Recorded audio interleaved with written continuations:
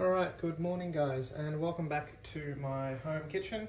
Today I'm going to be quickly going over some of the key steps of making the Banh Mi, which is basically a Vietnamese sandwich. It is delicious, so look forward to that. Just before I get started on your ingredients list, you can obviously see in the back there, I already have a pot on. So in this pot, I have my vinegar, I have some sugar, and a tiny little bit of water. So that'll be for pickling our carrot, but we'll get to that in a minute. So, what we'll need today is 1 to 2 chunks of baguette, depending on how many people you are feeding. You'll need 1 piece of baguette per human. Your baguette is going to get 3 to 4 serves out of each one, depending on how big you want to make your sandwiches. You're going to need 1/4 of a cucumber, slicing it long ways and removing the seeds. You're going to need 1/2 cup of coriander sprigs. You'll need 2 spring onions, just the green parts, but I generally use the whole thing. You'll need some soy sauce and some red chilies to serve. It does say bird's eyes on the recipe, but whatever you've got is fine. If you wanted to make the mayonnaise, which I'm not recommending because it is a bit of a nuisance, you'll need an egg, 1 teaspoon of vinegar, 1/2 teaspoon of Dijon mustard, and approximately a cup of oil, 250 mils. For the pickled carrot, which you might be able to hear bubbling away now, you're going to need 80 mils or 3/4 of a cup of white vinegar, same again of white sugar, so 3/4 cups or 70 grams roughly, 75 probably. 1 carrot peeled and shredded, so I usually cut it julienne, roughly the size of matchsticks. And then for the filling for the sandwich itself, we're going to be using a pork mince. So you're going to need about 125 grams of that, which is already in this bowl. You're going to need 3 tablespoons of palm sugar, which you can get at the supermarket. It's just going to be in a box like this one. You're going to want 3 teaspoons of fish sauce, 2 teaspoons of soy, 1/2 teaspoon or 1/4 teaspoon of crushed garlic, 1/2 teaspoon of lemongrass, and a little bit of oil. So all of those ingredients except for the oil go straight into your bowl with your mince, which I'll push off to the side for a second. You can see my carrot, which is mostly julienne, except for this one here, who didn't want to get chopped up properly. I'm going to leave that in a bowl. So for the pickled veg is what we're going to start with. It's pretty cruisy. What you'll basically do is combine the pickling ingredients, which is your water and your sugar and your vinegar. The water isn't on the recipe, I just added a little bit extra. What you need to do is basically bring that to the boil, which is why I turned it on as I started recording. So we'll leave these off to the side. I'm just going to put them on the stove next to the pickling liquid, but we'll get to that once it's actually boiled. So for the actual filling for the sandwich, what you'll need to do is basically get all of those other ingredients and put them into a bowl. Now you can mix this with your hands, you can use a spoon, you can use whatever you want. It also does mention on the recipe that if you wanted to use some chili, you can. So if you had some more fresh chili left over, or you had some dried chili flakes or something, some chili powder you wanted to put in there, you can. So I'm just going to quickly mix this up with my hands. It's a little bit gross, but it doesn't bother me that much, quite honestly. So you'll see that all of that liquid gets absorbed into the mince really quickly. To put it on an angle, you can anyway. So that pretty much forms up straight away, which is what we're after. Now we can actually leave this off to the side to marinate and infuse until the flavours get through it, but I'm going to start cooking mine off pretty much straight away after I've showed you what's happening with the veg, because that liquid's boiled already, because we're not actually making a lot. So I'll push this off to the side and I'll bring my carrots back over while I wash my hand.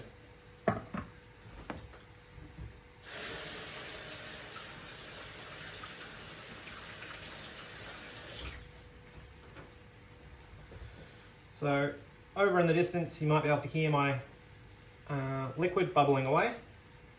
It's boiling at this point, so what we'll do, I'll bring it back over so you guys can see it. You can see it's got lots of bubbles in it at the moment. Pour it straight onto your carrot. And then we pretty much just leave that alone. We just leave it off to the side. The longer you can leave it, the better. And in this mixture, the carrot will actually last quite a long time if you keep it in a sealed container. So I'll put that one back off to the side, and I'll start rolling up my meatballs, and I'll turn on my pan so I can cook them. So I'll put on my pan to probably a medium heat, and in a minute or so I'll start putting in some of the meat. With these, you can pretty much roll them into any shape or size you want. Remember, you need to think about how many people you're feeding, as to how big you make them and what size you make them. But once again, it's pretty much up to you. So I'm just going to make mine into little elongated meatballs, like so. I'm going to put them straight in the pan. It's not quite hot enough yet, but that way we can keep moving and I can eventually have lunch, because that's really the important part for me. I'm hungry. You'll see them starting to sizzle away. The actual meat itself's taken up a lot of the colour from the ingredients you've added to it, so it's got a darker colour from the soy. And it should start smelling really nice when it starts cooking off as well. That'll be the garlic and lemongrass.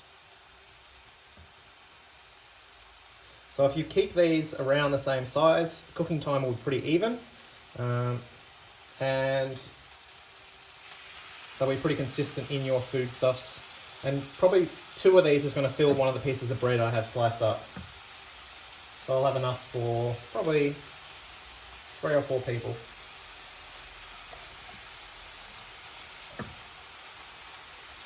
Remember that you can really make them any size or shape you like. I just do it like this because I know that I can fit about 2 of them per slice of bread, and then everybody's happy.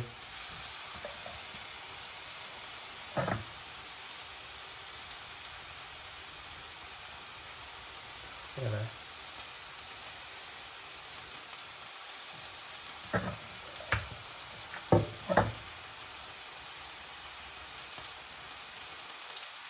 So I'll probably turn my pan down a little bit. It is spitting a little. Other than that, we're pretty much good to go.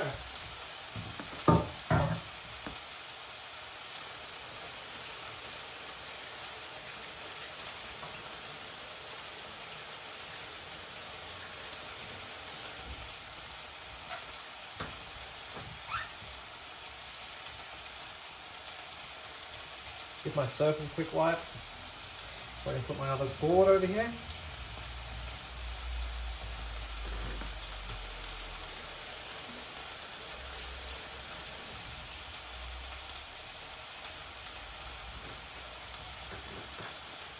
So keeping an eye on your little meatballs, move the pan around, make sure that oil's coating them on the bottom, give it a shake to see that they're not sticking to the pan. That's what we're after. I'm going to keep them there for a few more seconds so they caramelise on the bottom, and then I'm going to flip them over.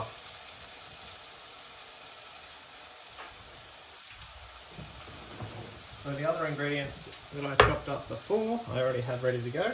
So I have my chilies, my cucumber, a couple of pieces of bread, and I have some conveniently purchased mayonnaise.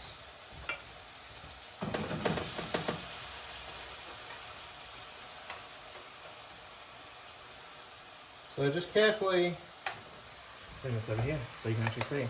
So just carefully picking up your little meatballs and just flipping them over onto one of the other sides. You probably need to do this 2 or 3 times, so that all the sides are cooked properly. You'll see that once they're flipped, you'll see the bottom side has got a lot of colour on it. It's really nice. The other side's obviously still raw. Back onto the heat.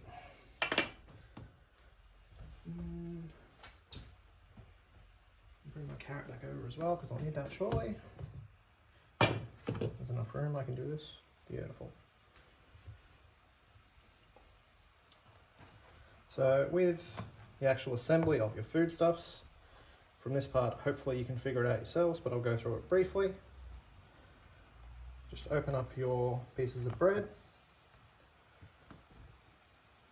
Liberally apply as much mayonnaise as you desire, assuming it'll come out the bottom.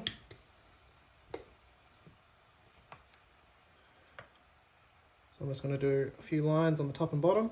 You can spread it with a knife if you like.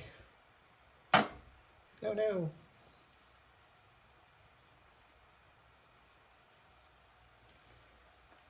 So,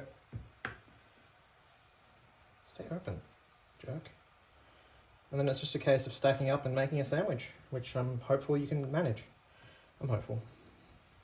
Doesn't need to be the Mona Lisa. Just put the food in the bread. It's pretty much one of the key criteria for having lunch or dinner or some description of snack. Keeping an eye on these, you'll see some of them are about halfway done. I'm gonna have to flip them in a minute or two. I might turn the heat up just a tiny little bit more. Try and speed up the process.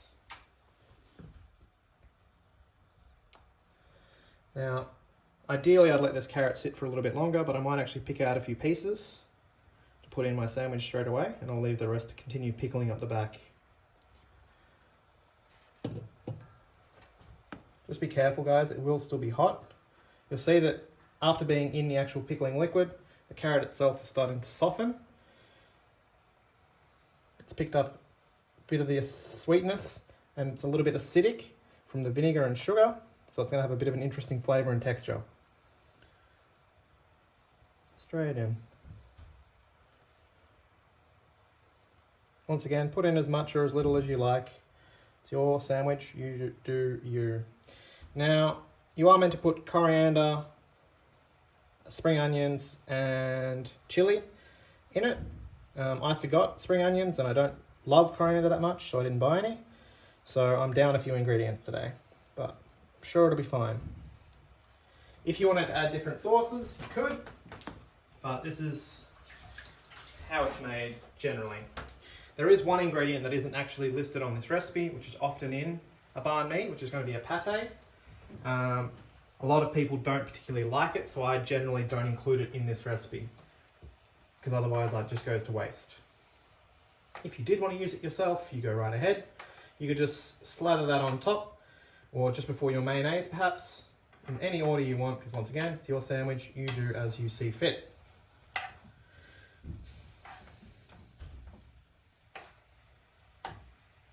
Making sure you're checking your meat. One needs to be turned up a little bit, get a bit more colour on it, and then we're finished.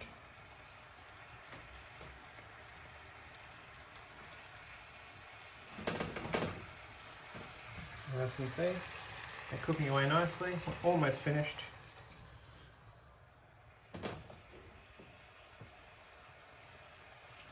So if you are worried about how cooked your koftas are, I'd usually just get a clean section of your board. So just push the chili aside, grab one of your koftas or your meatballs, let it cool on the board for a second. I don't think these will be quite ready yet, but they're pretty close.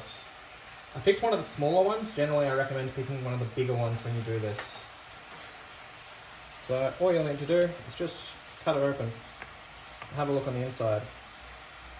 So obviously if it's still pink, it's not done. If it's sort of a grey colour, we are good to go. And that one I cut open actually looks pretty good.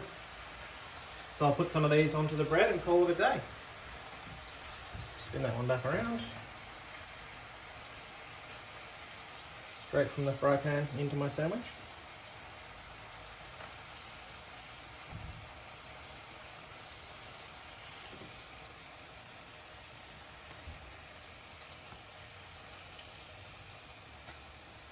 And that's it, guys. That's all you gotta do to make a tasty sandwich. Alright, see you, bye. Enjoy life.